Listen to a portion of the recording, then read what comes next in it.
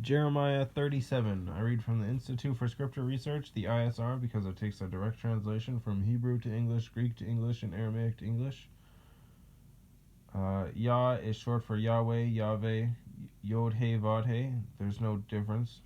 Yah is the Elohim of the heavens and the earth, the first and the last and the only.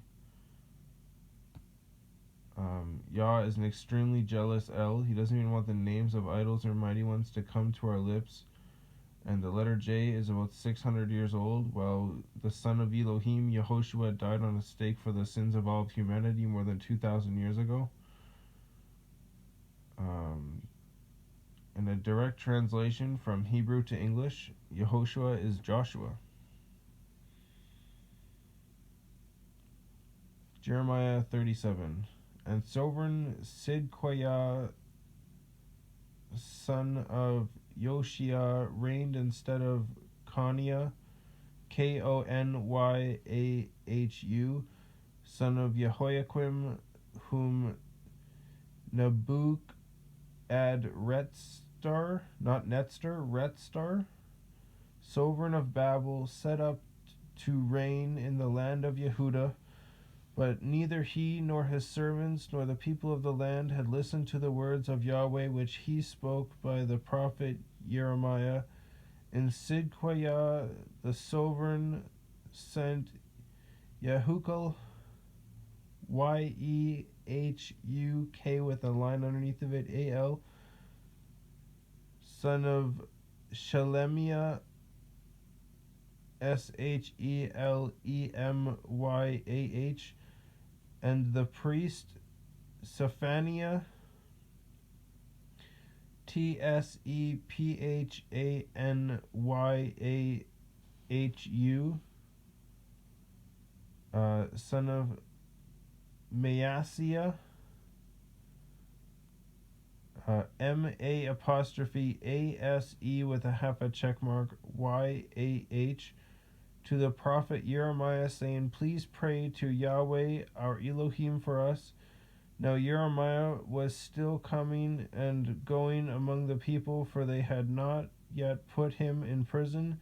Meanwhile Pharaoh's army had sent out from Mitzrayim, and when the Kasdim, who were besieging Jerusalem, heard news of them, they withdrew from Jerusalem, and the word of YahWeh came to Jerusalem, the prophet, saying, Thus said YahWeh, the Elohim of Israel, say this to the sovereign of Yehudah, who sent you to me to inquire of me. See, Pharaoh's army, which has come up to help you, shall turn back to Mitzrayim, to their own land, and the Kasdim shall return and fight against this city, and take it and burn it with fire. Thus said YahWeh, do not deceive yourselves, saying, the Kasdim shall go away from us, for they do not go.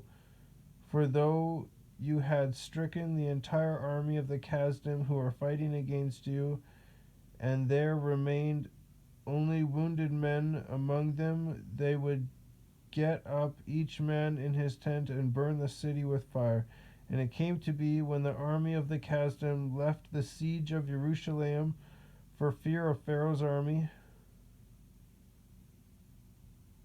that Jeremiah went out to Jerusalem to go into the land of Benjamin to receive his portion there in the midst of the people. And it came to be, as he was in the gate of Benjamin, a master of the guard was there, whose name was Uriah, Yiriyyah,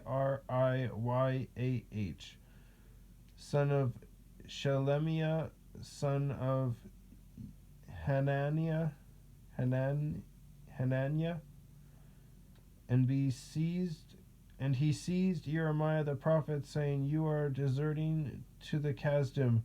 But Jeremiah said, It is a lie, I am not deserting to the Kasdim. But he did not listen to him. And Uriah seized Jeremiah and brought him to the heads, and the heads were wroth with Jeremiah, and struck him and put him in prison in the house of Jonathan the scribe, for they had made that for a prison. But Jeremiah had entered into the dungeon and into the cell Then Jeremiah remained there many days, and Sidkiah the sovereign sent and took him out. And the sovereign asked him secretly in his house and said, Is there any word from YahWeh? And Jeremiah said, There is. And he said, You are given into the hand of the sovereign of Babel.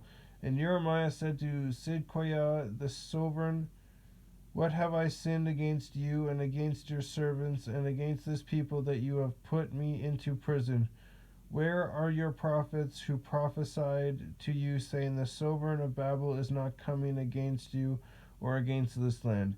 But now, please hear, O my master the sovereign, please let my petition be accepted before you, and do not make me return to the house of Jehonathan the scribe, lest I die there.